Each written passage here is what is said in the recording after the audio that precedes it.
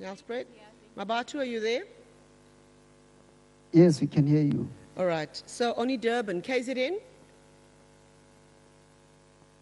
No link. Can we sort out KZN? Is no one there? Okay.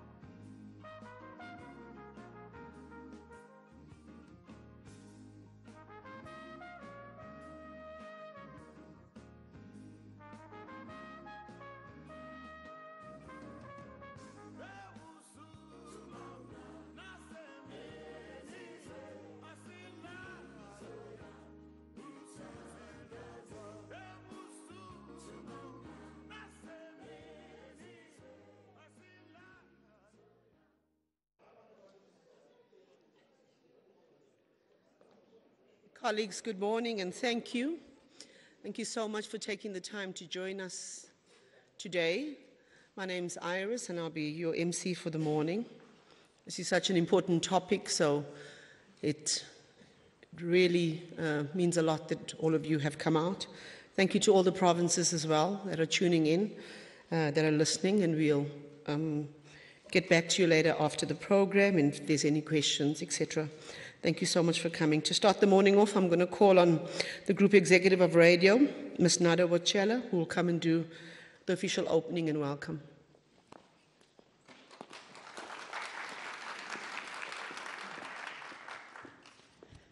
Thank you, Iris. SABC GCO, Budmadoda, our special guest, Ms. Barbara Watson, esteemed guests, ladies and gentlemen, colleagues, good morning to you all, and good morning in the provinces. It is a pleasure for me to welcome you all today to the launch of 16 Days of Activism of No Violence Against Women and Children. This is something that we have done religiously as the SABC since the inception of this program, 16 Days of Activism campaign in 1991. And as South Africa, we are part of 187 countries around the world that participate in this campaign. Now, from 1991 to 2018, on all our radio platforms and television, we have punted one message that seeks to end all forms of violence against women and children. We've adopted storylines in our dramas, we've printed slogans on T-shirts, we've composed songs even, and we've burnt candles in memory of those who did not survive. However, violent crimes in South Africa continue to be on the rise. This year, we've seen some of the most gruesome acts of violence committed against women and children in our country. Only yesterday, a 7-year-old grade 1 learner was stabbed and killed on the school premises. The Vlakfontein tragedy is something that we can't even begin to imagine. And as a broadcaster, we actually go to our communities to harvest these stories and we broadcast them to the world as our mandate requires. But what do we do to assist the victims after we have won the awards and accolades? I mean, you can imagine the accolades and the awards that are going to be coming towards Gillian Pillay for this particular story of Vlakfontein.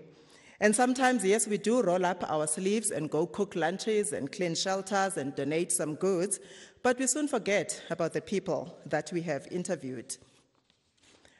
We're clearly living on borrowed time. Perhaps it is time that we declare every day a no gender-based violence day and take bold steps in fighting GBV.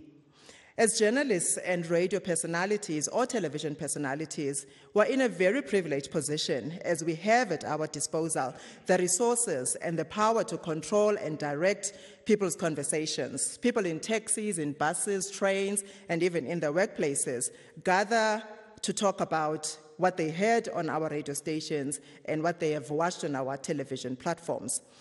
And in these days of social media, we can make even the most mundane topic trend.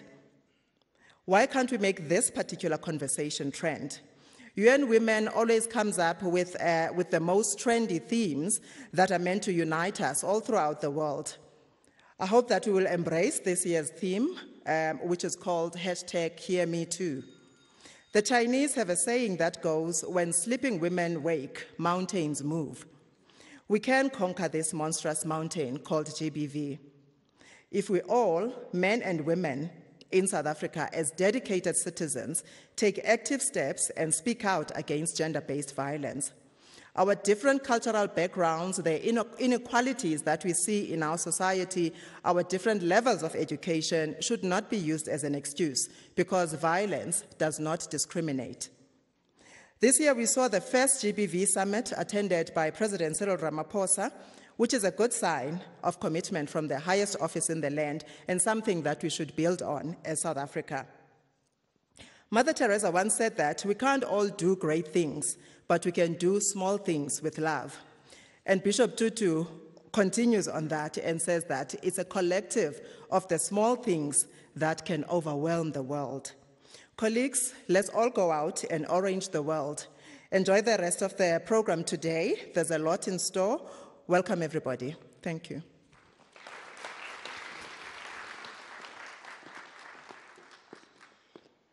Thank you, Nadia. And I think you share, your sentiments are the same as our keynote speaker, Ms. Watson, this morning, who wanted us to start the program by playing that very famous song that moves us all to action, to Mamina. And she wants us to talk and focus on what are we doing right and what are we doing to change this. The statistics are awful.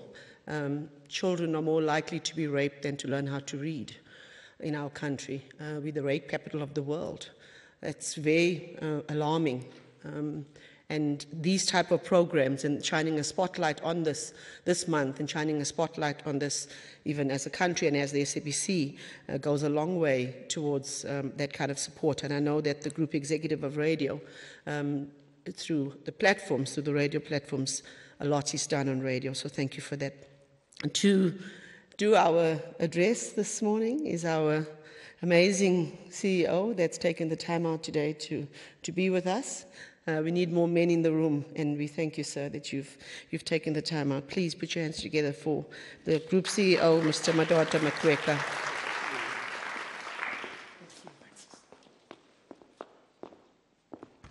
Good morning, everyone. Good morning, everyone.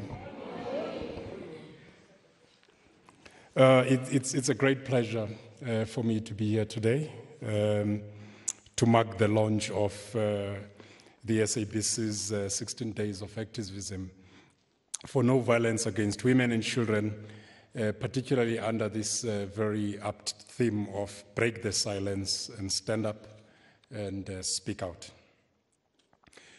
You all know that in June this year, the SABC shined a spotlight on itself by appointing a commission of inquiry into sexual harassment to investigate instances of sexual harassment at the SABC.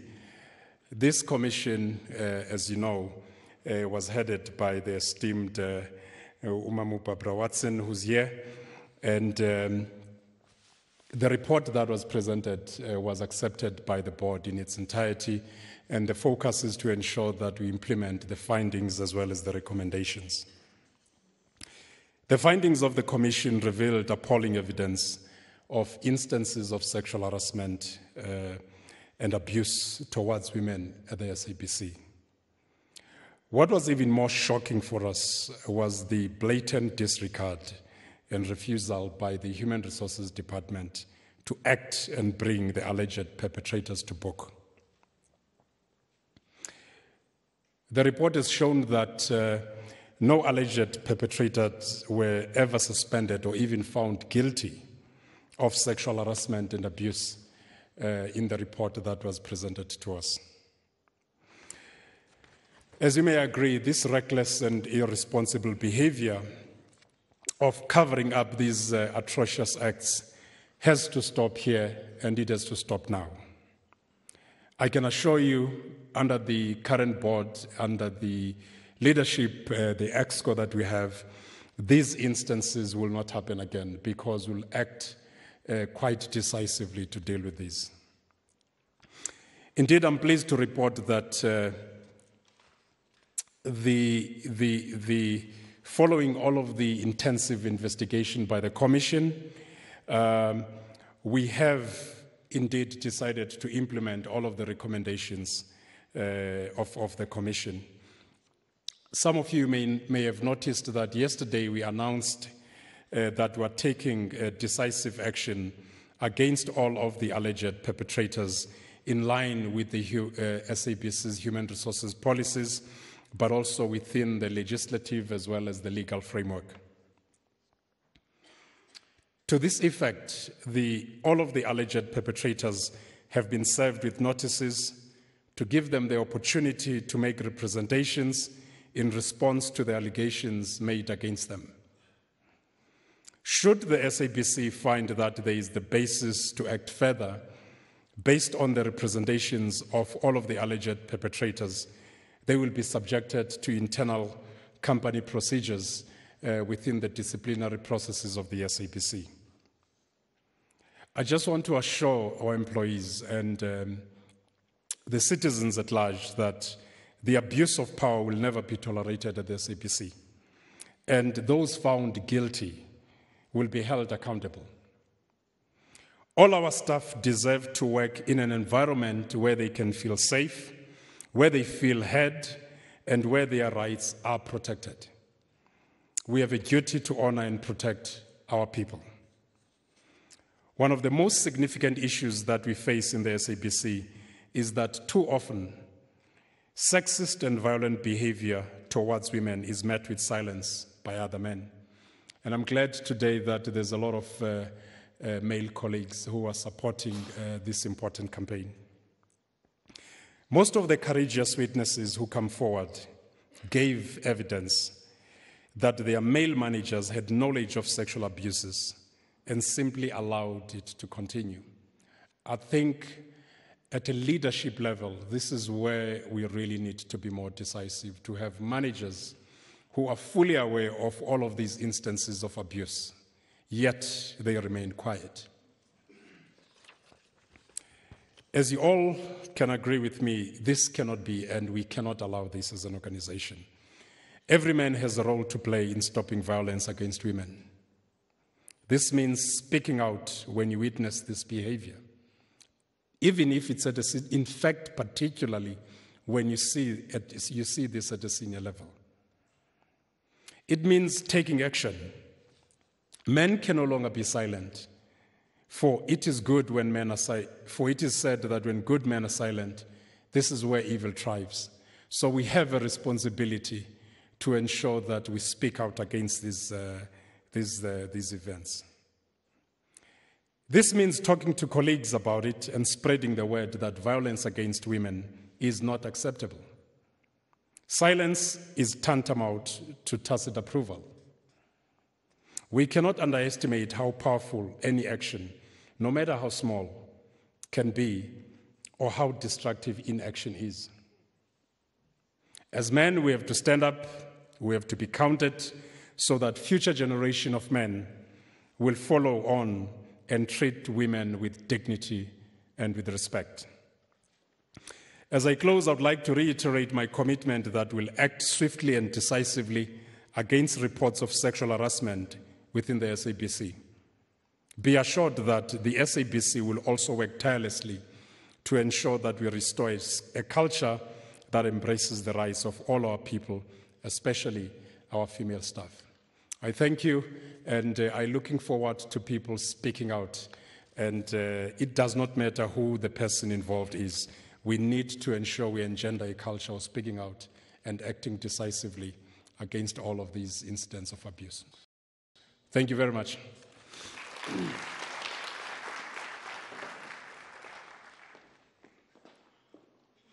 Mr. CEO, we are encouraged that you are taking such decisive and firm action. We sometimes think that there's so little that we can do, but we can act where we have our sphere of influence. And for you, your sphere of influence is the SABC. And for the rest of us, it's where we are, it's where we live, it's how we raise our children, how we raise our families, how men treat their wives, how your sons see you treat their mother. So where you are in your home with your sphere of influence, you can and you must make a difference. We are so honored to have Ms. Barbara Watson with us today. She's played a pivotal role even in our inquiry into sexual harassment at the SABC, and so we're deeply honored that she's taken the time to join us today. Ms. Watson is a social worker by profession and a human rights activist. She has extensive experience in advocacy work for women empowerment and gender equality, gender policy development and implementation in fields such as childcare, mental health, education, and community development. She has spent a few years working as a social worker, a school counselor, and thereafter focused more on transformation with special focus on the rights of people living with disabilities, women's rights, and human rights broadly. She's also worked in civil society organizations such as Women's Development Foundation and served in the and Reconciliation Commission. In 2005, she joined the public service as a Chief of Staff in the Office of the Minister for Public Service and Administration, and later as Chief Director, Transformation Policies and Programs in the Public Service. Here she team that developed the first public service policy on the management of sexual harassment and policy on the provision of reasonable accommodation for employees living with disabilities. These two policies were approved by Cabinet for implementation and remain so. It is beyond a privilege that she's with us. While in the public service, Barbara also served as a commissioner on the Commission on Employment Equity. She has served as a non-executive director on the Government Employee Pension Fund and the National Home Builders Registration Council.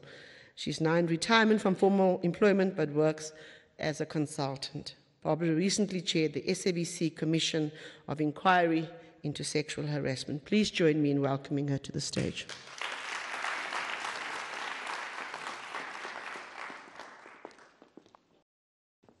Good morning, ladies and gentlemen.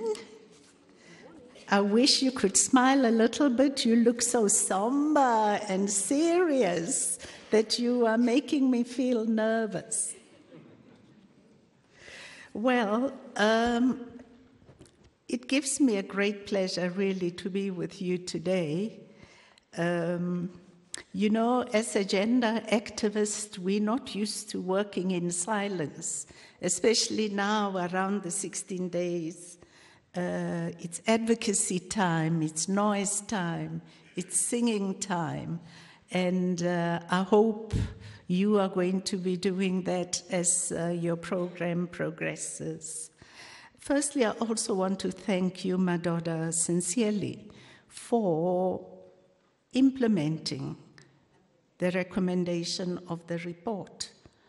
You know, SABC took a very bold step in bringing two outsiders, gender activists at it.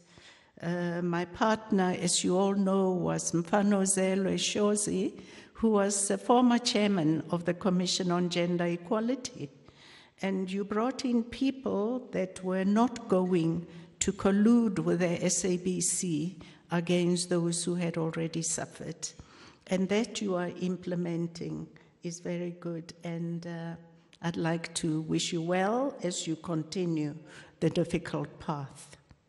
Now today, we mark this, actually on Sunday, the 25th, is the actual beginning of the campaign. I'm not a school teacher, but my mother was a teacher. And I grew up in a home where you were taught, before you do something, you must first understand why.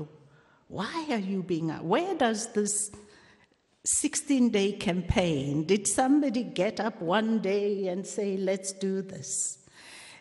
And I'm also doing it primarily because so often the role of women in groundbreaking fields often gets undermined or misappropriated by somebody. The history of this campaign is located in the Dominican Republic, which is a southern hemisphere country like ours, an emerging democracy led by women, and that is why I like it. And I'm going to share the history with you. For those of you who know the history of the campaign, please forgive me, but as adults, you know, we learn from repetition. The 15 Days campaign is an international annual program. For the 16 days, the light is supposed to be shone on gender-based violence. It begins on the 25th of November, and it ends on the 10th of December, which is Human Rights Day. Now, that this campaign ends on Human Rights Day is not a coincidence. It's a deliberate act to underline the fact that women's rights are human rights. So if you don't care about women's rights, but you purpose to care about human rights, then you have to care about it anyway. Why was the 25th of November chosen? On the 25th of November 1960, in the Dominican Republic in South America, there was a dictator. I'm sure those of you who have studied history and liberation will have heard of Trujillo, the dictator.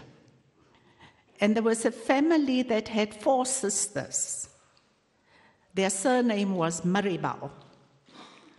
And 3 of these 4 sisters were lawyers by profession, but they were also activists, seriously opposed to this dictator. Now, this man is the one guy who had, just before their death, ordered the killing of Haitian immigrants in the Dominican Republic. Loads of people were just slaughtered. So he wasn't a very nice man. And of course, the 4 sisters were a thorn in his flesh. And on this particular day, they came from an advocacy program. And I remember her name. She was reporting a gender-based violence case in, Modimolle, one of the little towns in Limpopo. This incident was this woman that started a job as a domestic worker. On day 1, the madam took the children to school, and the husband raped her. Day 1. When she comes back, the domestic tells the madam, "This is what your husband has done." She slaps her and tells her, "Get out." The long and short of it is that this case has been running, I think, for 3 years. On the day she reported on it, I didn't see, the kind of drama we had with Karabo's death, River Steenkamp's death. Why do we discriminate against the domestic worker? Their suffering is the same. And for that, I can't remember her name, but I'm sure some of you will know. I was thoroughly impressed with this young woman. She's an SABC television, it was on television, I saw it. And I thought, wow, that's a brave young woman who is not waiting for the crowd, but even after 3 years, she continues to report on that poor domestic workers case. Now, that is tenacity. That is what we want from each one of you at the SABC.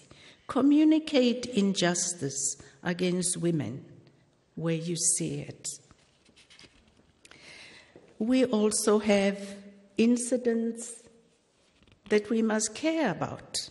We say that we have laws that protect us. The Constitution, the criminal justice system has got a whole lot of laws. But there is also a problem in that there are nuances that only lawyers understand.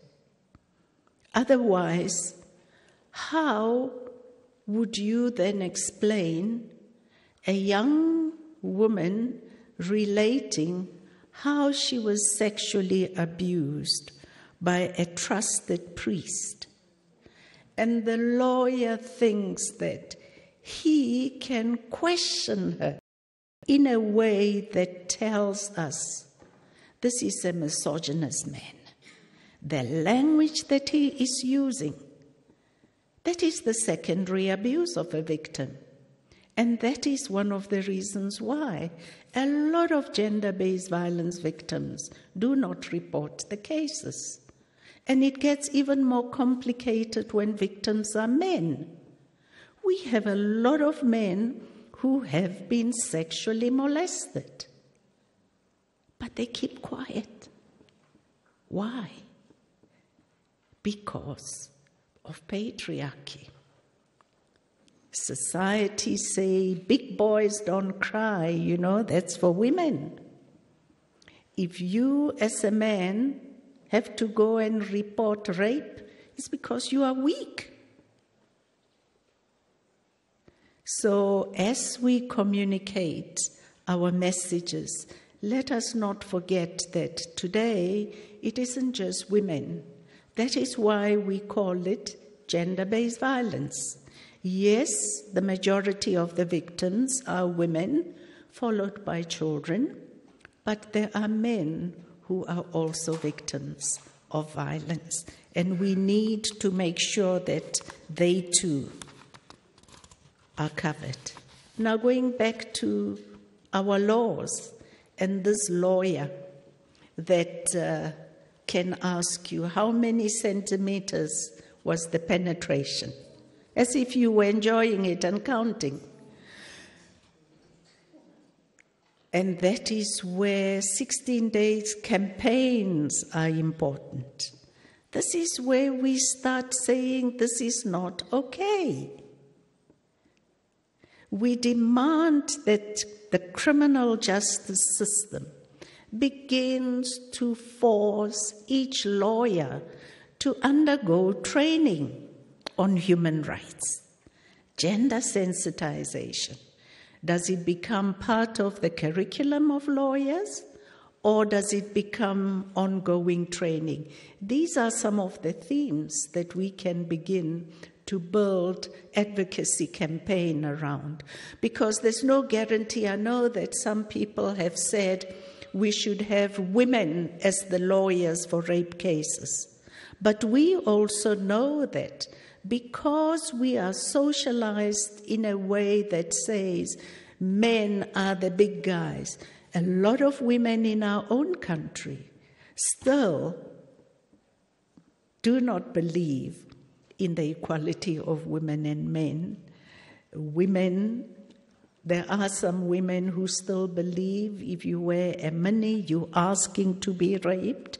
It is a problem. That is how we socialized. Their own level of conscientization needs to be lifted. We don't condemn them, but it's an indication that awareness raising, gender sensitization has always got to be for both men and women. Being a woman doesn't automatically make you a specialist in the process.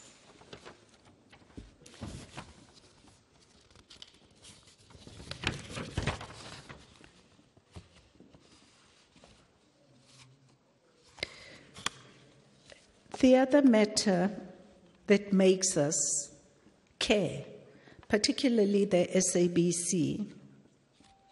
The SABC is an employer, and if I remember correctly, your employment equity data says about 50% of the staff complement of the SABC consists of women.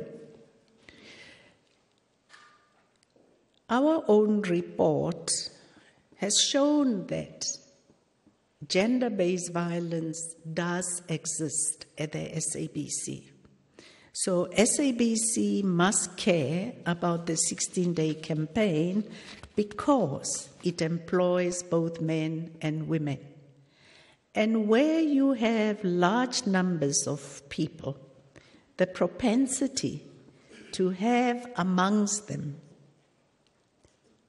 racists, homophobics, women haters, misogynists, all of that. The propensity is always there. So we have to make sure that we provide an opportunity to eradicate this problem. What then can you do as an organization? SABC is in the communication space. Your business is about what people see, and as somebody said earlier, it's words, conversations.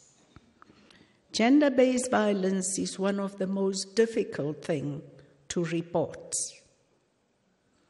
And I'm quite sure that very often the journalists, when faced with some of these cases, have this dilemma. What do I say? How much do I reveal? What words do I use? I was saying to my daughter, when you report on the Guptas and corruption at Eskom and all that, we want those details. Every little bit of it, we want it. It is the right place. But when you report gender-based violence, it's a different thing altogether. There's a need for sensitive reporting.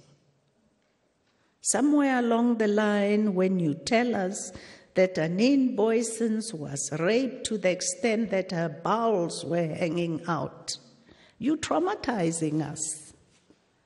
Anine's family is listening. So how do you navigate that path? During our hearings, we didn't get an opportunity to engage with journalists. We spoke largely office-based people. But speaking as a consumer of your service, I can comfortably say a great deal of you, like everybody else, need ongoing training. I need it, even though it's my area of specialty. How do you communicate these awful acts without creating trauma or seeming insensitive to the victims and the friends, the family of those victims? I was listening, there's this Saudi Arabian journalist that was murdered in Turkey, Khashoggi. I thought it was so beautiful. The first comments, people were telling us how his body was chopped up and put in cases. I thought, and thrown with, I thought, oh God, I wonder what is his girlfriend or fiancé thinking. And over the past few days, they are now talking about his body was dismembered. Now, that communicates the same message of being chopped up, but it is a little better to the ear than being chopped up. So my appeal to you, the journalists, it's always good for all of us to go for ongoing training. I just want to conclude my conversation with you with what do I think the SABC can do? Gender inequality and violence against women are two sides of the same coin. You cannot begin to address gender-based violence without addressing gender inequality. Create equality in the workplace, because the impact of your programs will never be 100% successful. The issue about gender-based violence is at the heart of human rights. If you believe in human rights, then you will fight against gender-based violence. The level of tolerance for all aspects of gender inequality, including violence against women, sustains a narrative that women form 50+% of the world population. You allow gender-based violence to continue, you are actually saying you can continue to oppress and hurt 50% of the world population. And it's okay. There's nothing wrong with that. Life goes on. over the 16 days, we have to say, it is not okay. You cannot oppress, hurt, violate 50% of the population and say it's business as usual. That's impunity, and it has to end. How can you do it? The SABC has all the resources an advocacy person would love to have. Nada mentioned your television scripts. I know that many years ago I watched one episode around HIV and AIDS. I think it was Isidingo, where you had infused one of the main characters going through the whole cycle of being HIV positive. How do you disclose it? It was a beautiful way of educating because it stretched over a number of weeks. And at the end, I think far more people discriminated less of people with HIV and AIDS. We have problems in our schools where the gender-based violence happens in the schools. What can SABC do to partner with the schools and make sure that we educate not just the male teachers who think that these young teenagers that come to school are girlfriends for them? We have to talk about cultural practices. We know that culture and tradition are often the biggest communicators of practices that are harmful to women and girls. I remember a few years ago in South Africa, gender activists from rural communities used to tell us that there was nothing unusual for a young girl who is developing breasts to be scraped with the grass broom. I mean, every young woman will tell you there is nothing as painful as anybody touching your breasts as they develop. You know, how on earth could a practice like that have been good for any girl? And yet, it was an accepted cultural practice. We have female genital mutilation.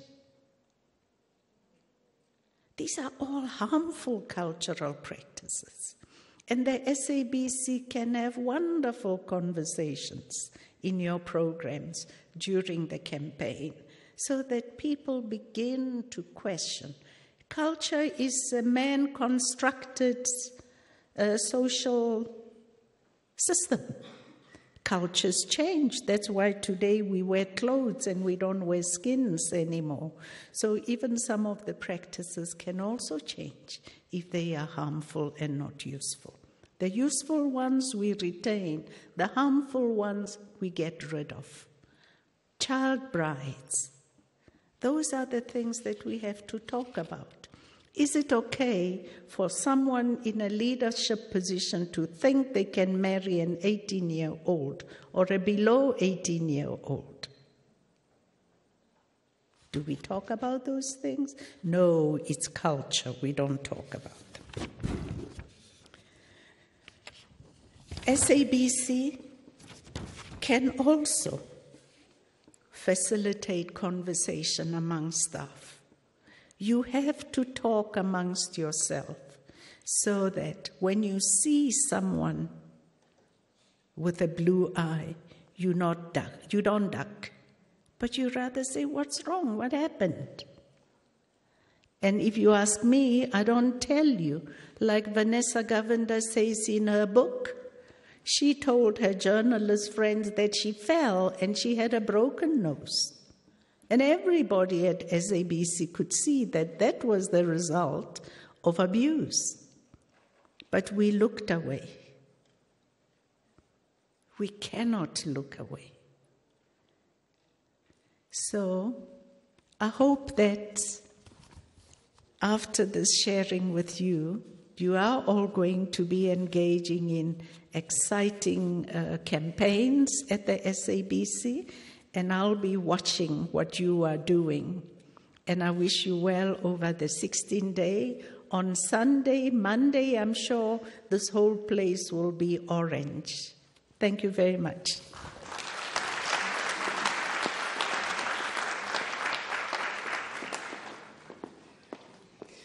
Oh, if we could all be so brave, as brave as you, Ms. Watson, to stand and share and ignite a fire within all of us, but as brave as the three women that started the campaign that we now call 16 Days of Activism. And it's always something or someone that becomes a catalyst for how brave we can be. I remember that for 27 years I was silent about my abuse, and then Anine Boyson happened, and I just thought, not on my watch. And Anine Boyson was my catalyst, and I'm not sure what your catalyst will be, to be able to use your experience for the greater good of others. And the work I do now with the United Nations and the work I do in communities with girls that have also suffered abuse is my most rewarding work. And it would never have happened had it not been for Anine Boyson, who lit a fire in me. So if you are under the sound of my voice or sitting in this audience and you need to speak up, then now's the time to do so. Ms. Watson, thank you so much for joining us today. We have something to give you to say thank you.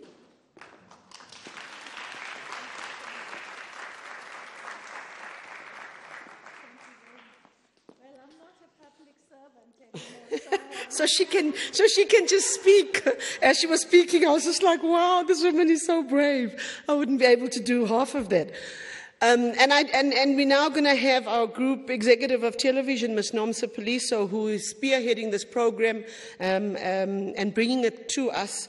And the whole Woman Empowerment program, I wish was around, years ago when I was still at school. But to talk a little bit more about what the program's about, we are so grateful, Nomsa, that you are shining a spotlight on this. Group Executive Television, Ms. Nomsa Paliso, everybody. Sanmanan, and thank you very much, Auntie Barbara. I know that you say that we look somber, but yeah, it's difficult not to under the circumstances. But thank you so much, everybody, for coming and making the time. I think it's an important conversation that we need to continue having. But what is important for us from an SABC TV network is that we recognize the power of partnerships. And we recognize that we cannot do it alone. And I think a lot of people would remember, the story Alison Botha in PE, that the only reason why she survived is because something else kicked in. And it was that which motivated Mark Grobler to come up with this Woman INpowered concept. And it is really about what are the other things that we can do as the SABC to empower you? Because we can talk, we can teach, we can, repetitive learning is important, but also we need to start giving women the tools. And it's not in any way, you will see when you engage with Mark, that it's not about promoting violence, because when people say self-defense, it's like, you're going to be this person that fights back and stuff like that. You may need to be, but it's not in any way promoting violence, but it is to say that what are these things that you can train your brain and train yourself to do, to say what happens first. So I really want to urge all of you to participate in both the theoretical masterclass and the practical masterclass, because we want to leave something with you. And I think it really is about that, our partnership with them, is to say that we need to change the way we view self-defense, because sometimes when you're not trained on the basics, you can get it wrong and it can backfire. So there are certain things that we need to learn.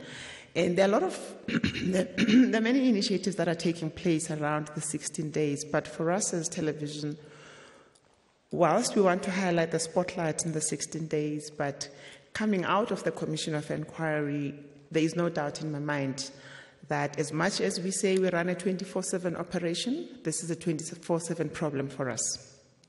So what are these things that we want him to do in television? Is to make sure that, to give expression to our mandate, which is to educate and inform in an entertaining manner as well, is to make sure that we leave the ethos that knowledge is power. And I think you heard Auntie Barbara talking about, you have to repeat things for people to learn and ingrain them. And how do we do that? So even in our commissioning, we have to be deliberate in making sure that no month passes that we haven't addressed this issue, so that it does not become an incident or an event of 16 days, but it becomes how we live. Because once we start to do that, it will start to encourage the conversations within the SABC, and we will then live and be seen to be living our truth in terms of how we come across to our listeners and how we come across to the viewers at large. So for us, this is just really a beginning of ingraining everything a little bit more than we are. I mean, we work on the premise that, we tick the license conditions to ICASA to say we comply, therefore it's okay. But what we're really wanting to see is to reflect the societal ills in the manner that makes sure that people are empowered and people are improving in their responses. And I think I also just want to appeal to the males at the SABC to say that Auntie Barbara is correct. There are certain males that have been molested and have been abused, because in our industry it's very pervasive and people are dying inside because there's no outlet.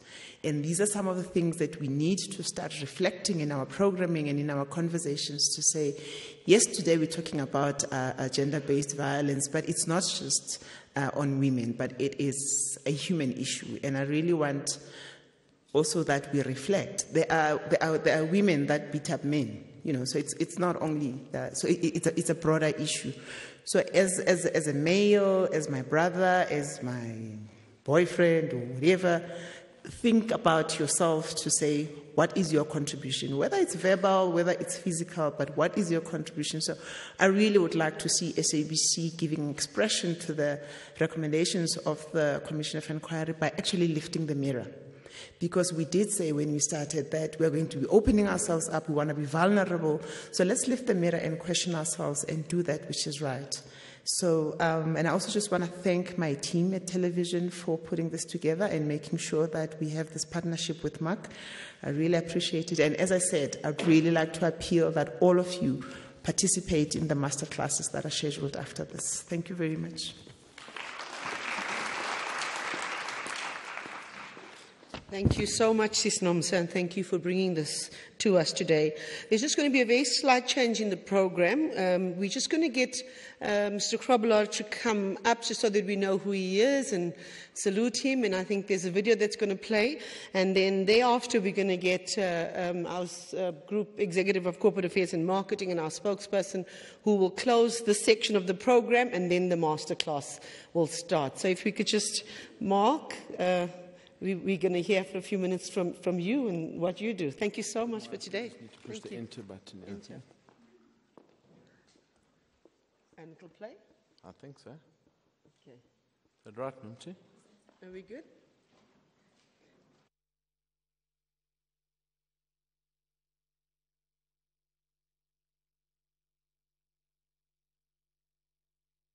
Okay, play. There we go. I'm Mark, the founder of Woman INpowered, a self-empowerment system designed specifically for women. Do you know that South Africa is the rape capital of the world? That a woman is raped in our country every 20 seconds? And that a young girl has a far greater chance of being raped than learning how to read? What has been done about it? Nothing. We need to take action.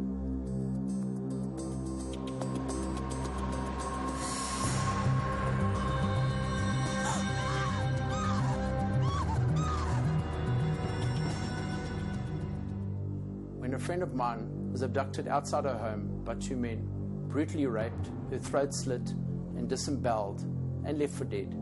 The course of my life changed. Every woman I've ever spoken to, when asked the question, what would you do if you thought you were going to get raped or murdered, has either said, I don't know, or I think. Do you know what to do? Do you think, or do you really know what to do? If I were to ask you, could you immobilize a man twice your size? What would you say? Do you think you can punch through this? Do you? The truth is, if you don't think you can, you can't. I really truly feel that WIP is a realistic, practical and highly effective course that should be made available to all women. Instead of running away from the demon of rape, it allows you to confront it with intellect and knowledge. And that alone is hugely empowering, because knowledge deconstructs fear into palatable, bite-sized pieces. There are so many self-defense courses out there that will show you so many things. But the reality is, none of them will work, because you're not going to practice, and also they haven't taken into account that men and women are different. WIP is not about self-defense, which will never work. WIP is about choice. WIP is a 5-session course with a physical and a mental component. When you leave, you will not only know what to do, but when to do it. Mark has conceptualized a way of addressing a complicated issue with simple and universal solutions. Universal solutions because it transgresses culture, race, nationality, and this course will fit in with anyone's lifestyle, irrespective of career, time constraints, or your physical ability. Honestly, it is the best course that I've ever been on, and literally because I will remember it. I'll remember it because it's simple, but very powerful. And if you can remember a solution under harrowing or terrifying circumstances when most people's minds or brains freeze, you've actually been given a wonderful gift of forever knowledge. WIP will give you the ability to make a choice when placed in a threatening situation. It will empower you and change the way you think. I feel like I have taken back my power. I have a choice, I have knowledge, and that gives me enormous strength.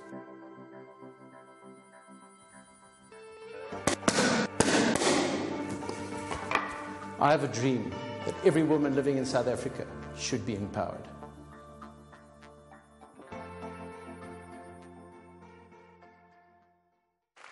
Am I switched on? There we go. Good morning, ladies. I was just checking if it was still afternoon yet. I just want to share a quick story with you before we officially close the official proceedings this morning, and also in doing so invite everyone that's here to stay on for the program afterwards. But 24 years ago, my life changed. I didn't realize it at the time, but a young lady was taking washing out of the passenger seat of her car. She just got home from her mother. She was busy taking washing out of the passenger seat, and the door opened and a guy put a knife on her throat and said, "Get in the car, move over or I'll kill you." So she climbed across into the passenger seat.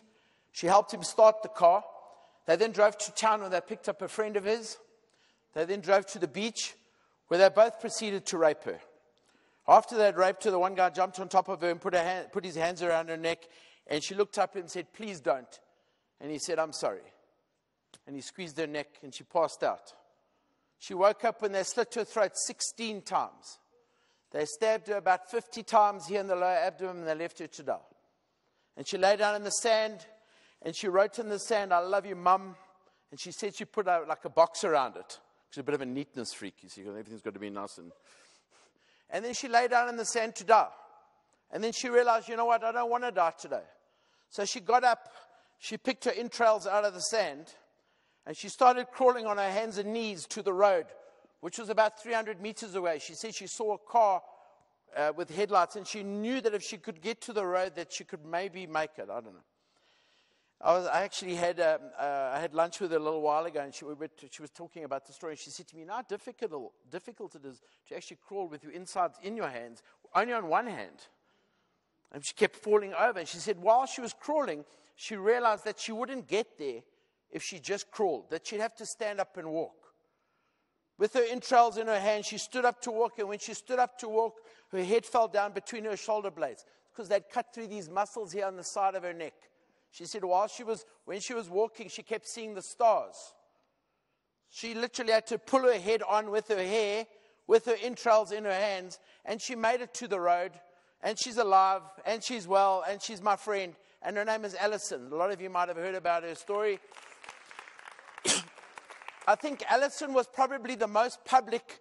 I mean, a lot of the ladies this morning spoke about, I mean, there's a list this long now, but I think Alison, what she did was she broke the silence. to a large extent, because she was one of the first women to actually really come out and say what it really... Has anybody here heard her speak? Has anybody here... She's got a book called I Have Life. Anybody read her book? Get her book, read it if you haven't read it. If you haven't heard her speak, try and find out and hear her speak. She's incredibly open about what happened.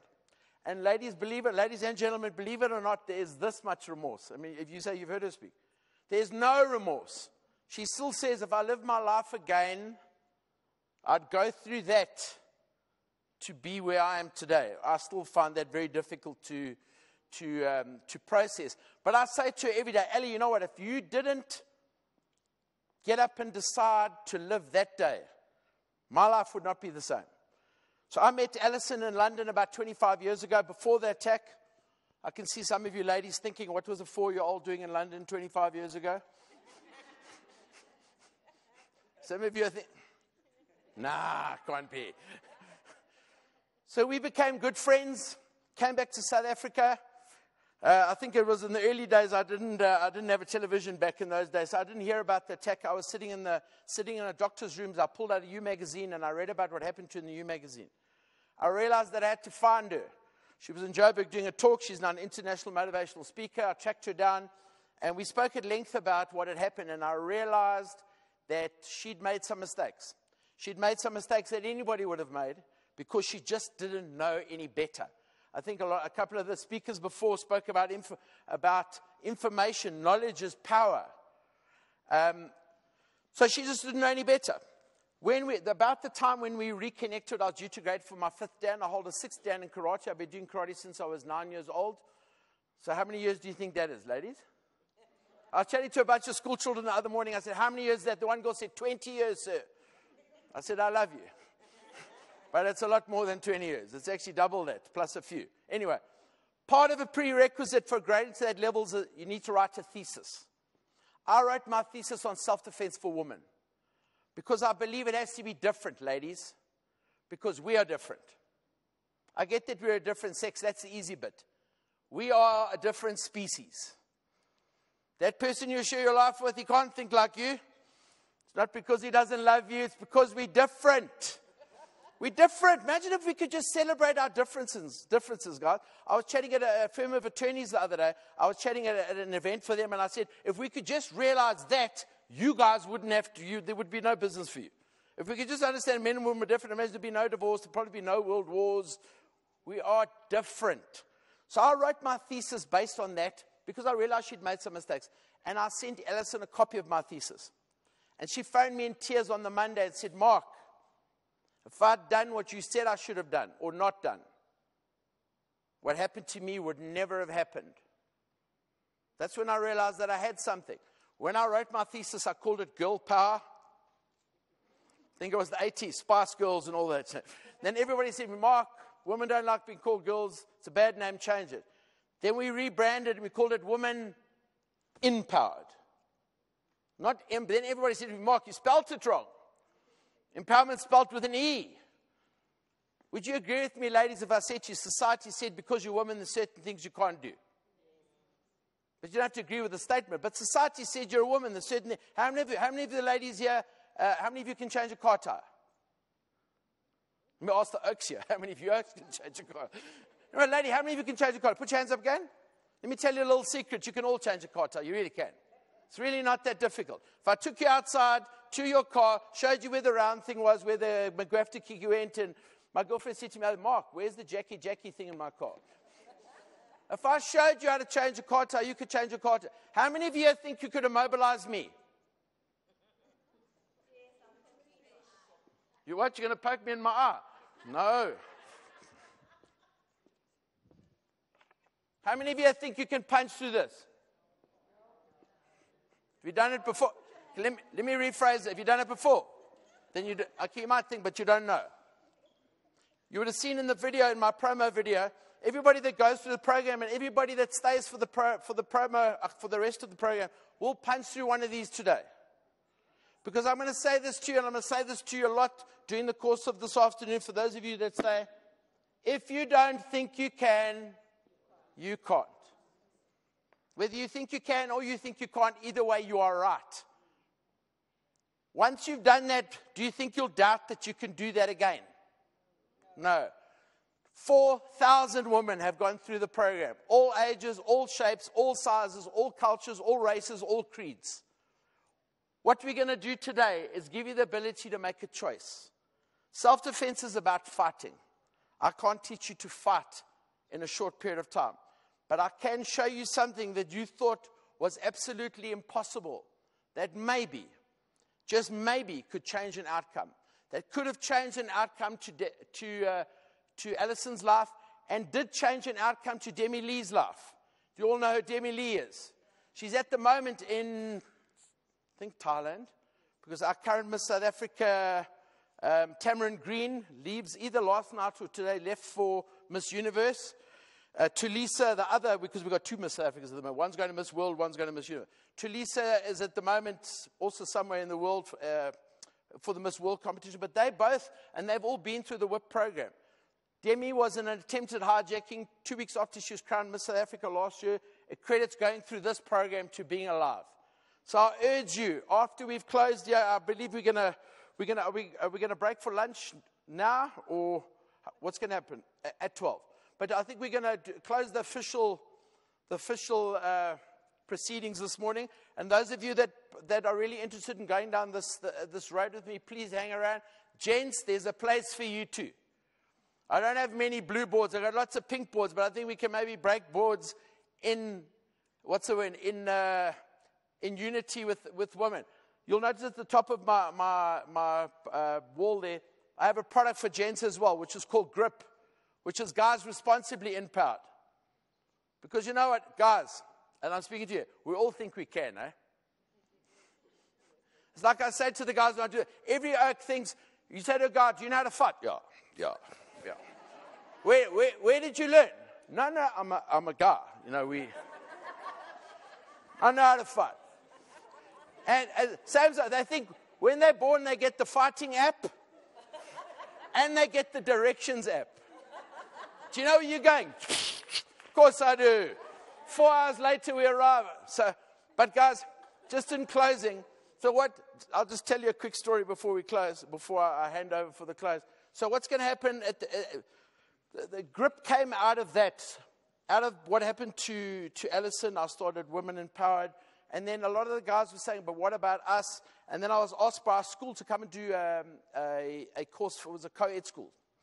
Come and do a course for their grade 10s. And I thought, well, that's got guys in it as well. The problem I've always had with teaching this to men is, guys, let's be honest, we are not the most responsible species on the planet. Eh? Have you seen that First for Women ad? With the two guys in the jet planes. And the one says, I'll beat you home, he parachutes out, he wins, plane crashes, I'm a winner. And they say, that's why we don't insure men. We're not the most responsible. So I had a big problem teaching what I'm going to show you today to men, because it is potentially lethal to be used in a situation where you think your life's in danger. So we're going to do the course at the school. I've got 180 grade 10s, about 90 guys, 90 girls, pretty much in a setup like this. We're in it's a private school in Midrand in Centurion. 90 guys, 90 girls. We go through the whole program. All the ladies come down. They all break their boards. Everybody's happy. Now I've got 90 oaks sitting there with their boards. So I say, okay, guys, who's first? I said, you oaks have just proven my point. Because you don't know you can. You see, in a life or death situation, you don't need to think, you need to know what you can do. Not I saw it on TV, somebody told me I could, I believe. No, if you don't know in a life or death situation, and you do something that you don't know you can do, you will die. You will get raped. So with that, guys, I hope to see most of you this afternoon. Thank you very much. God bless. Chat in a little bit. Thank you so much, Mark. When we were younger, we looked to be called women because we were in a hurry to grow up. But nothing makes me as happy as my husband saying, hey, there's my girl now. So you got to, maybe the girl thing would have worked. Thank you for today. Thank you, Ms. Watson, for coming out. Thank you for everything that you said. This has been amazing. Thank you for taking the time to do the official thank you and the closing. And then lunch. And so if you're here and want to stay and want to learn something, Wannabe INpowered, please stay till after lunch. My friend, Ms. Neo Momodu, who's the Group Executive, Corporate Affairs and Marketing, and our spokesperson.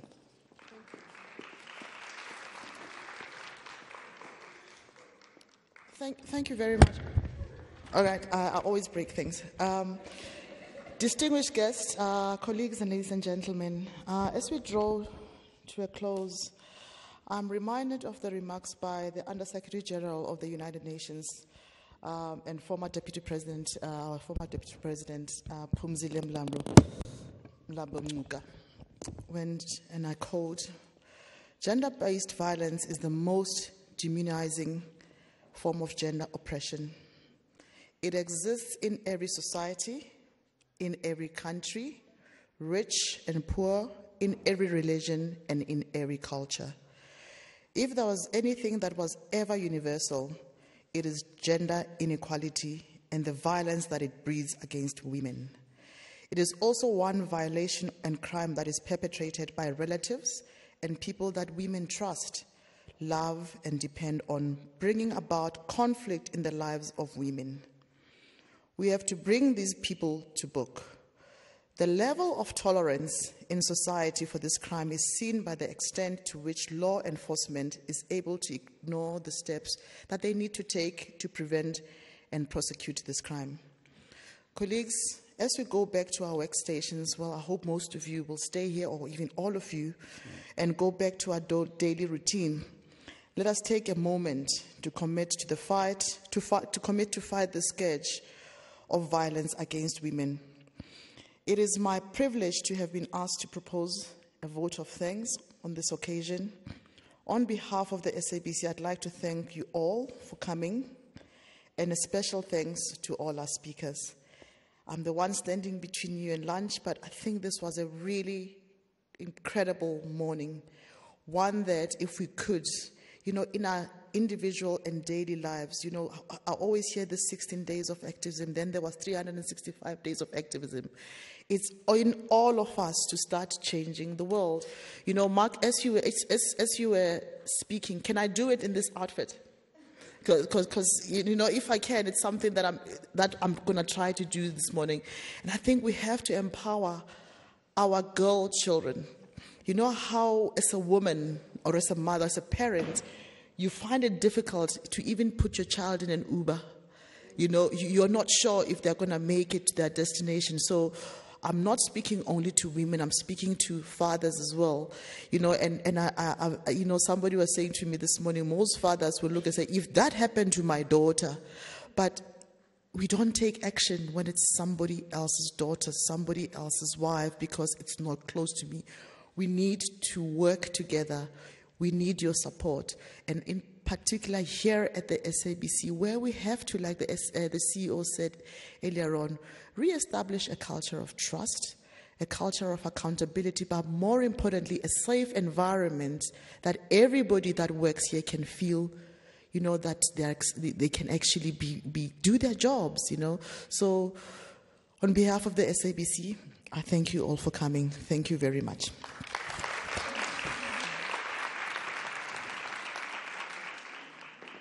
We have lunch? Is there lunch?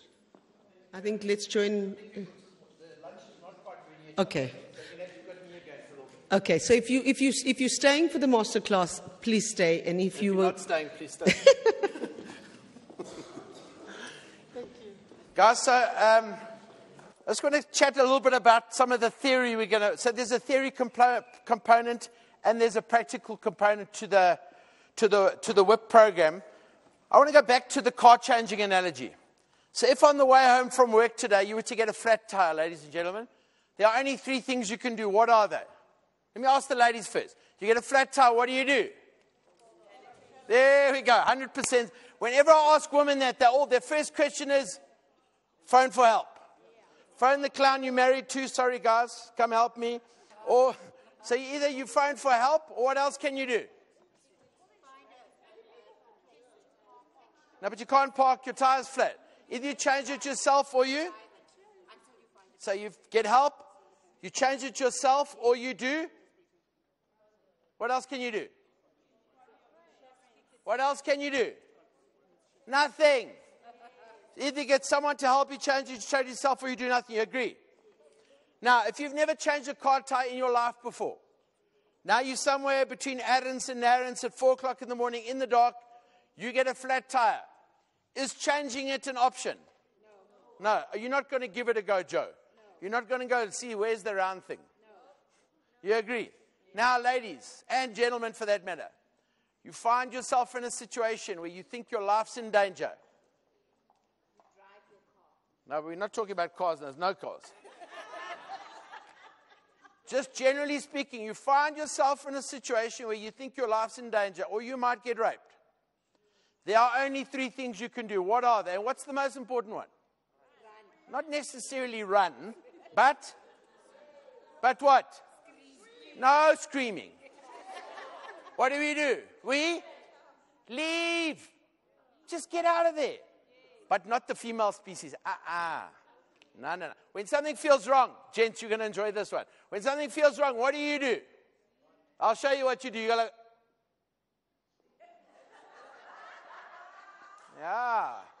yeah. You want to know what it is, don't you? You got to go look, see. Yes. Then the pawpaw hits the fan, and you say, but I knew something was wrong. Why are you still there? Why are you still there? When something feels wrong, it is wrong. Leave. That's not like you arrive at work on a Monday morning and you haven't done that sales report, and you walk into the boardroom, you think, hey, something feels wrong here. Where are you going? Now, Mark said I could leave. No, not that. I'm saying in a life or death situation, when something feels wrong, it is wrong, leave. But if you can't leave, ladies and gentlemen, there's only 2 things left you can do. What are they? Fight or what? No, running is leaving. Fight. Okay, I'll give you a clue, ladies. There are only 3 human reactions to a traumatic situation. Only 3. No screaming, nothing. Flight. In other words, leave. Fight. Or freeze. There are no others. Let me tell you a story. You're in a bad relationship. Ladies or gents, you're in a bad relationship. There's only 3 things you can do. Either you leave that relationship, you fight to change that relationship, or you do nothing about that relationship. You're in a bad job. Either you leave the job, you fight to change the job, or you do nothing about it. You're in a life or death situation. Either you leave. If you can't leave, you've got to fight, or you do nothing. Now, Alison, let me tell you a story about Alison's story. She was abducted outside her home, the first place. She went to town, the second place, where they picked up a friend of hers. Then they went to the beach, the third place, where they raped her, nearly cut her head off and disemboweled her. On the way to the third place, Alison made a decision. She decided she would do nothing. Who of you read her book here?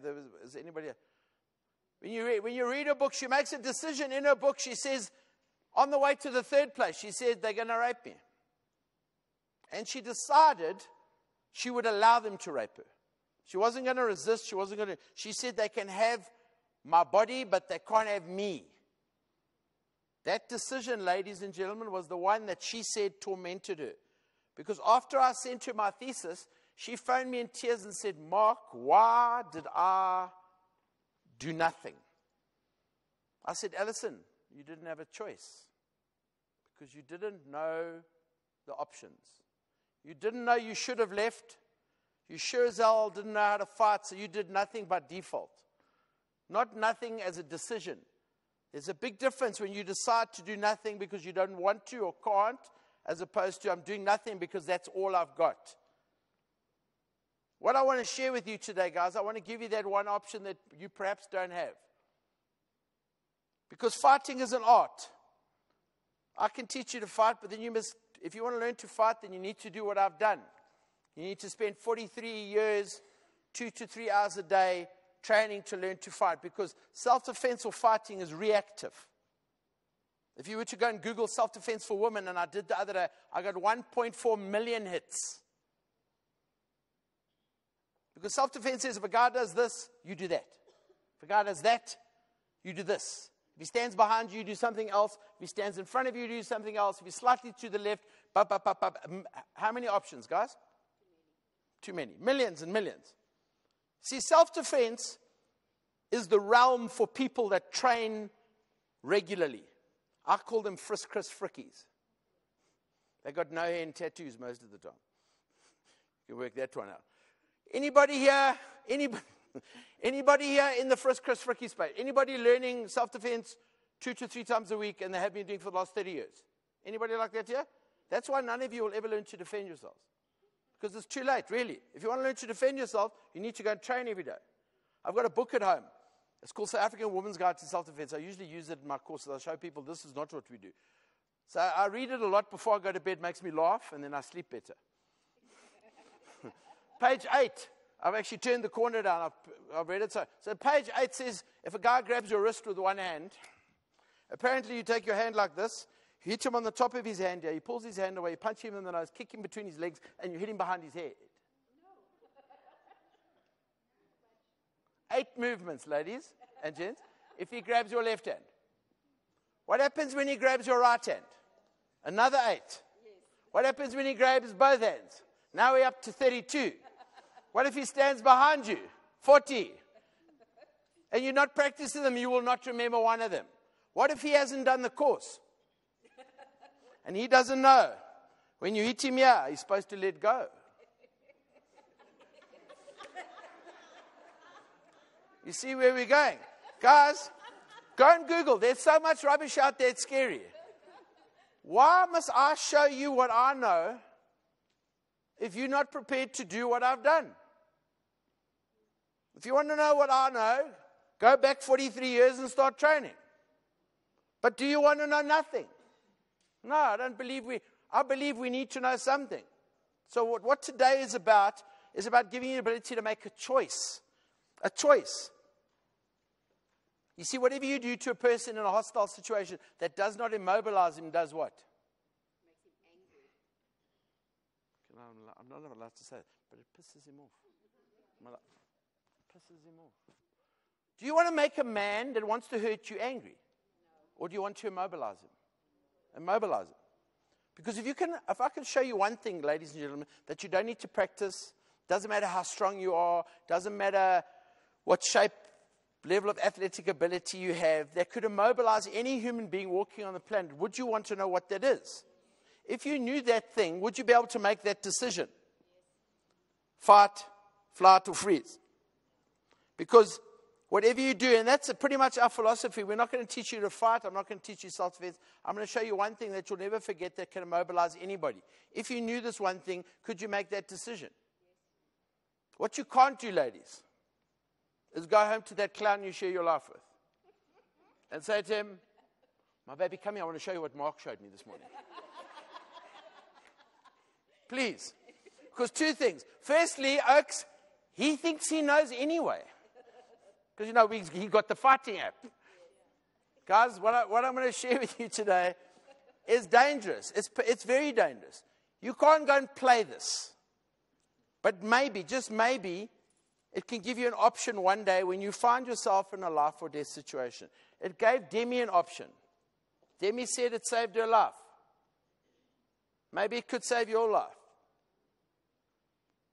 It's one thing, guys. One thing. How are we doing for time? Numtu, we still got a bit of time. Where's Numtu? We're still good. Okay, so I want to chat to you about what I call layers of safety. And guys, this is part of the theory. So let's get some of it out the way so we can eat and then we can come back and... So, layers of safety. Just a couple of points I want to chat to you about. The first one is knowledge and awareness. How many of you think you're very aware? Ooh. So you're not aware, eh? The people didn't put your hand up. You walk through life like this.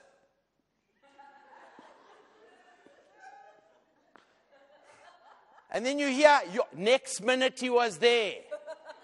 Psh, what? Next minute, nothing. He was there all along. You got your head in your phone, up your you-know-what, in the clouds. People that do these type of things, guys, are looking for people that are walking around like this. Because you're an easy target. Get your head out of your you-know-what and be aware. But then there's those of us that are like super aware.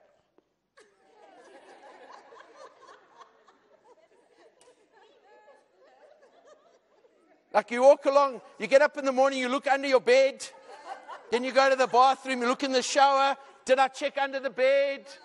Close the door, you all go back to the... Stop at the robots. Who are you? What are you? How do you... Guys, we can't live like that, life like that either.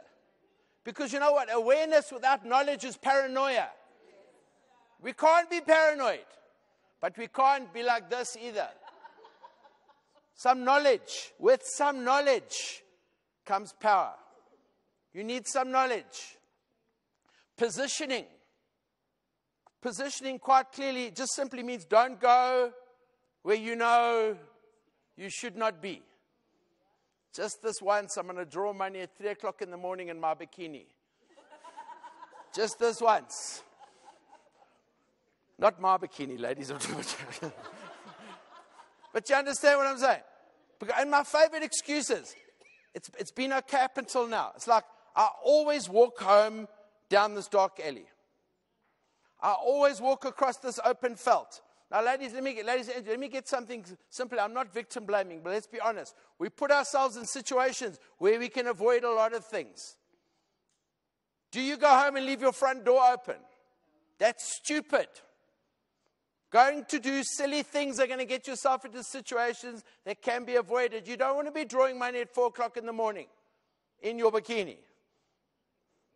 My favorite excuse is like, because it's never happened before, it never will happen. It's like saying, I've never been murdered before. My ex-wife phones me a little while ago. She says, Emma, my daughter, her bicycle was stolen. I said, where was the bicycle? She said, no, it was outside on the landing. I said, are you mad? Why you leave it there? No, she said to me, it's never been stolen before. Guys, ask yourself, how many times you use that reasoning in your life? Because it was fine, because it was stupid yesterday, nothing happened yesterday, doesn't make it a good idea today. We know where we shouldn't be. Mind you, in our country, some of the time, you might as well lock yourself in the toilets because the stuff that's going across. But there are certain places where you're actually asking for trouble, whether you like what I'm saying or not, it's true. You don't want to go to certain places at certain times doing certain things because you're going to get into trouble. Positioning. Don't go where you know you shouldn't be. Boundaries and self-worth. Where is your line in the sand? When you get to that line in the sand, what do you need to do, guys? You need to make a decision. And you've only got 3. Fight, flight, or freeze. First option must always be, something's wrong, I'm out of here. So let me use a very basic example, and maybe I'm a little bit flippant here, but say you're out on a date. You're out on a date, and something feels wrong. Have you ever been in that situation where you feel like holes are crawling on your skin, where something's out of place? So you're out on a date, he says something inappropriate, or he does something, and you say to ladies, listen to me carefully. You say you arrive at that line in the sand, he says something, you should leave, but you say, no man, I'm being silly.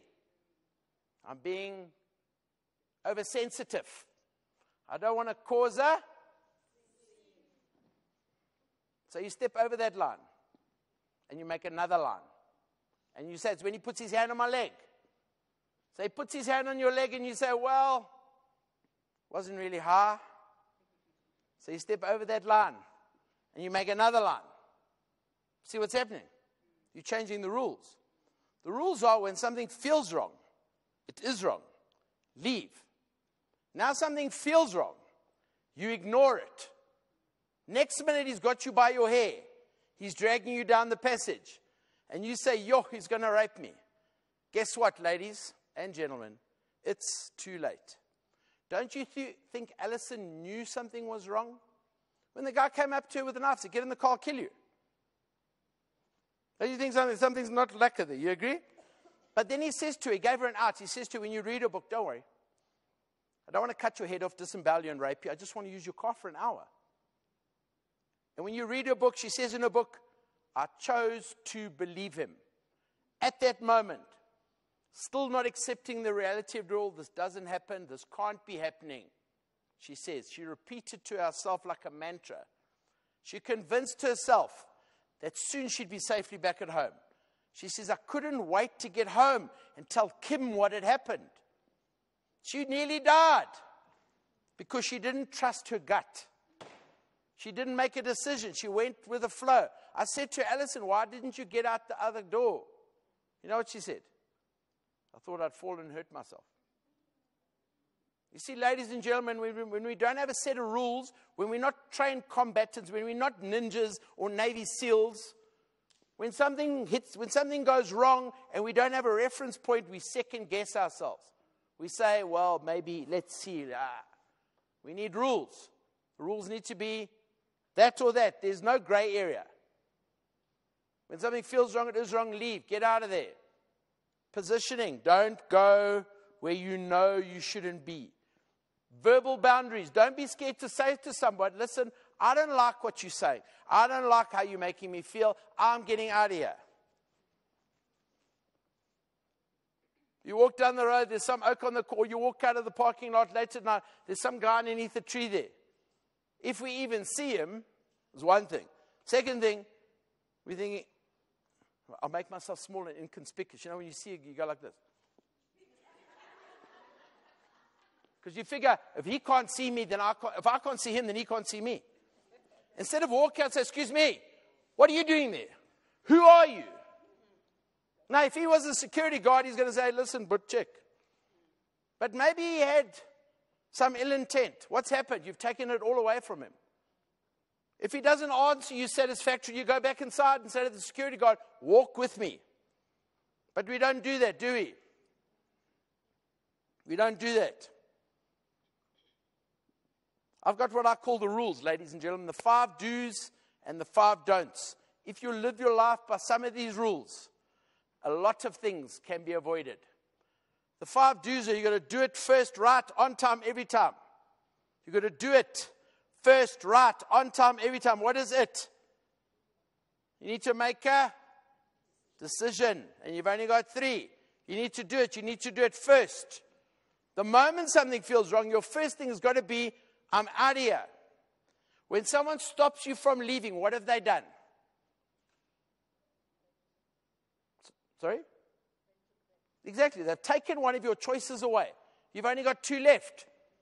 Either you do nothing or you fight. You don't fight, you're immobilized. Because fighting is an art. If you don't want to do nothing, so then you must immobilize him. You must do it first. You've got to do it first. You have to do it right. Obviously, if you do it wrong, it can't work. That's why it's got to be simple. Because you're not training it every day. What's the chance of you getting that whole thing I told you about? Hit him here. You're going to think, mate, grab my other hand because I wasn't there for the class from the right. Grab this. I know how to do. And then you stuff it up and you say, oh, sorry, wait, I got that all wrong. Come here. Now, we could joke about it, but let me tell you, that's what's out there. Unless you want to practice every day of your life, that's what's out there. You've got to do it first, right? You have to do it on time. On time, I don't mean almost 12. We're going to break for lunch now. But on time, I mean you might need to create a window of opportunity. And this could work for ladies and gentlemen. But let me check to the ladies for a minute. You might need to say to him, listen, cowboy, if you really want to do this, let me take this off, you're going to tear it. Do you think that might buy a little window of opportunity? What if you said to him, listen, there's a condom in the top drawer. If you really want to go down this road, there's a condom. I'm not happy, but use that. What if you came on to him for a split second? A would-be rapist, is he expecting you to relax and suddenly approach him? No, of course not. When you do that, do you think you could buy yourself a little window of opportunity? He's expecting you to panic, scratch, scream, do all those things. When you do those things, he hurts you. Could you do something? Let me ask the ladies this. Could you do something you didn't want to do to get what you wanted? Please all nod your heads, you masters at it. Come on, ladies, nod your heads. The oaks are thinking, I understand. Guys, we're not as good, eh? Could you do something you didn't want to do to get what you wanted? You guys do it every day. I'm going to get filthy looks now, but I'm going to say it anyway. Ladies, you all have a BSc in deceit and deception. How can he say that? Out in the open, in front of all of it. But nobody's ever said to me, Mark, you're lying. Everybody, all the ladies are thinking, How did he find out? Guys, you might need to do something you don't want to do to create that window of opportunity. It'll make sense a bit later in the afternoon when we do go through. Let me give you an example. My daughter's, she's now 13 going on 30. My ex-wife phones me a little while ago. She said, Emma wants to sleep out on Friday night. She doesn't think it's a good idea. I must back her. So I said, okay, fine. Emma's not sleeping out. Fine. About a week later, I get a message on my iPad. Hello, Daddy. Hello, my love. Daddy, I love you so much. Oh, my baby, I love you too. Dad, I was just thinking, could I sleep at Rebecca's on Friday night? We'll study maths and English, address, phone number, escape routes. I'm sure she threw in GPS coordinates, blood types, police station numbers, alles. So I say, sure, baby. Thinking she would have had to okay this with an adult to get all that stuff. 3 seconds later, my ex-wife phones me. What the hell are you doing? So, what do you mean? I was deceived by a 9-year-old. Ladies, could you do something you didn't want to do to get what you wanted? You might need to, because when that window of opportunity opens, it's not open forever. It's going to close. You need to be on time. You've got to do it first right on time. You have to do it every time. Because the one time you don't do it first right on time could be your last time. The 5 don'ts. I think we'll do the 5 don'ts and then we're going to break for lunch. The 5 don'ts. The first one is do not go to the second place. What's your name, please, ma'am? Tony. If I put a gun against your head, Tony, it's not a gun, it's my finger, so don't get worried. But if I put a gun against your head and I want to take you somewhere, Tony, you coming with me? You coming? No. You say that now. Would you come? Well, like it. Yes. That's a cross between a yes and a no. Goes like, yeah. Let me ask you guys, how many of you wouldn't go? You're thinking he's got a gun against my head. He says, go there. If I don't go there, he's going to shoot me. So here's the thing. Here's the thing. I might shoot you here. I might rape you here. But if I'm prepared to do it to you here, and you go with me there, I'm going to do it. Things do not get better at the second place. Alison went to the third place. What do you think would have happened to Alison if they're at the first place, when the guy said, get in the car, I'll kill you? If she just said, do me a favor, but take my car keys and bugger off. Do you think he would have slit her throat? I don't think so. You see, he's a coward. But Alison didn't know that. There was a rapist court recently, guys, called the Sunday Rapist. He was all over the news about 3 years ago. He used to go out on a Sunday. Married guy with 2 children. After church. Doesn't fit our profile of what and we've all got a different idea of what a rapist would look like. So he used to go out on a Sunday with a gun, find a young girl walking down the road, put a gun against her head, say, get in the car, I'll kill you. Force her into the car, take her off somewhere and rape her. Guys, that's what he did, not once, not twice, many times, because people just give trust away. This particular morning was a Monday morning. 2 young girls, 15, 16-year-olds, walking to school. He pulls up next to them. He grabs the one girl by the arm, tries to pull her into the car. Her friend grabs her other arm. They have like a tug of war. He puts a gun against the friend's head, said, let go or I'm going to shoot you. So the friend let go.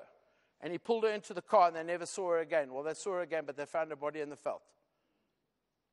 What do you think if those 2 girls had known this rule, don't go to the second place, and they're at the first place, when he said, don't let go, when he said, let go, I'll shoot you, she didn't let go. Do you think he would have shot her? You never know, but I doubt it. But she died anyway. Demi's story, I don't know, for those of you that knows Demi's story, same thing. She was in an attempted hijacking 2 weeks after being crowned Miss South Africa at Hyde Park Corner, on the way to a function, stops at robots, cars all around. She said, the guy standing there looking at her, she said she made a decision that he was coming to her to hijack her. She said, if there's one, there's more. She looked, there was 2 more here. And they walked towards the car. But let me explain to you guys. You sit in a robot with people all around you. You might as well be sitting by yourself in a car park. Because people around don't really care. And rightfully so. I would advise people, don't get out and try and be a hero when you've got your family in the car. But that's the society we now live in. We need to look after ourselves. She said to me, Mark, I just heard your voice in my ears saying, don't go to the second place. The guy tried to push her into the car. She switched off the car, took her seatbelt off, pulled the handbrake up, got out the car. Because she said, I'm not going to the second place. The guy tried to push her into the car. She did the one thing I'm going to share with you. She ran away and she's alive. What do you think would have happened to Demi Lee, that beautiful young girl there, if she'd got in the car with 3 men with guns and driven off? We wouldn't have a Miss Universe today. We wouldn't have a Miss Universe. She ran through the cars. You know how many people stopped to help her? Not one. Not one. Eventually she found a young girl, but she's like 30, 40 cars. And she's hugely intimidating. Look at her. She's about this big. Not really. She's the most beautiful woman in the world at the moment. She's this big. Why wouldn't you stop? Because we don't care what's happening around us. The second don't, people, is do not underestimate or trust anybody. I was chatting about this earlier on SAFM outside. There was a time, perhaps in our parents' time, where you distrusted everybody. Let me rephrase that. Where you trusted everybody until they earned your trust. Where you trusted everybody until they broke your trust. You're with me? So the socially acceptable thing was, I trust you until you break my trust. You steal my carrots and I don't trust you again. Guys, you can't do that anymore. You really can't. You have to distrust everybody until they earn your trust. You've got to be suspicious of everybody. But with information, you don't have to be rude. You don't have to panic. You just got to understand, I'm not putting myself in a situation where I can endanger myself just because I give you trust. Trust needs to be earned. How many of you here are not on Facebook? Facebook. Who's not on Facebook? I can send you some data. I can send you. Who's not on Facebook? I'll send you data as well. It's fine. The lady you're on Facebook? What's your name? Tokozan. You got a brother? I didn't know that. I just took a chance. But what's your brother? What's your brother in Tokozan? Temba. So I meet you outside because I know you work at the SABC. I see you in a bar. Tokozan, how are you, man? You're so lucky to see him. I saw you the other morning at the 16 days of activism thing. You think, who's this clown? No. Temba and I play soccer together. He's told me all about you. You guys look so alike. You got the same smile. He's so proud of you. He said you're doing so well. See what's happening now? You're thinking, well, he knows Temba. I should be able to trust him. I don't know Temba from Jack. I just go put your name in Facebook, and you'd be amazed what comes up. Now, somebody comes and gives you that information, you think, well, I can trust him. Guys, trust needs to be earned. There was a rapist caught recently called the campus rapist. He used to go out to university campus, and he was well-dressed, well-spoken. Well-dressed, one-spoken. He didn't look like a rapist. What do rapists look like? I tell you, they got dirty hair. No. They got dirty nails. And they got those old 2110 cell phones with the pull-out aerials. Those, of course not. But guys, we've all got an idea. Be careful, guys. So I used to go to university campus, meet a young group of ladies. So, hi guys, my name's Mark. I'm from Durban. I've got no friends here today. It's my birthday in Joburg. Can I buy you guys a drink? You ladies in the front row. Students, eh? What are you going to say? Yes. Hey, because you're thinking, I'm not just saying just you. I'm saying all of you. Let me buy you drinks. So, sorry, your name? Lesipe. So I said, Lesipe, where do you want to go? So you choose. Where would we go for a drink here, Lesipe? There we go, club, down the road. So we go to a place that you know with your people. 2 seconds, don't you? We get to the place. I'm buying drinks. We're having a great time. I've showed you pictures of my ex-wife on my phone. We're having a fantastic time. And about 2 hours in, I said to you, I've left my wallet in the car. Walk with me. You coming? Of course you will. Because you know me, so you trust me. When you get to the car, I put a cloth on your mouth, stick you in the car, take you up, and I rape you. That's what he did, guys. Not once, not twice, many times. Last point before we close for lunch. Do not ignore your sixth sense. Ladies and gentlemen, guys, ladies, yours is far better than ours. But where the female species comes short is when they feel something's wrong, they ignore it. Because they don't want to cause a scene. They don't want to embarrass themselves. Guys, we've got no problem saying, when something feels wrong, a guy generally has no problem saying, do me a favor, bugger off. Because when a guy says, listen, bugger off. It's one of the oaks, eh? When a woman says, do me a favor, bugger off. She's a bitch. I'm telling you, it's different. You see, when a guy's direct, he's one of the guys. When a woman's direct, somehow she's now rude. And now you don't want to be rude. Do not ignore your sixth sense. When something feels wrong, it is wrong. Leave. Those striped horses, what are they called? Zebras. It's a whole bunch of zebras that go down to the water. They're busy drinking. There's a loud noise at the back. So the leader looks over his shoulder at the other zebras and says, leave it, it's nothing. Is that what happens? No. What happens? Well, he said to his mate, Strops, go see what made the noise. Strops goes running up the bank. He gets to the top, says, Oaks, it's a lion. Then they run. What happens? There's a noise, they leave. They don't need to know what made the noise. So when they get back to the watering hole in the afternoon, they can say to the giraffe, yo, you won't believe what happened this morning. We need to. Alison says in her book, I couldn't wait to get home and tell Kim what had happened. Do not ignore your sixth sense. Ladies and gentlemen, enjoy your lunch. I hope to see most of you back here. God bless. I hope you enjoyed that.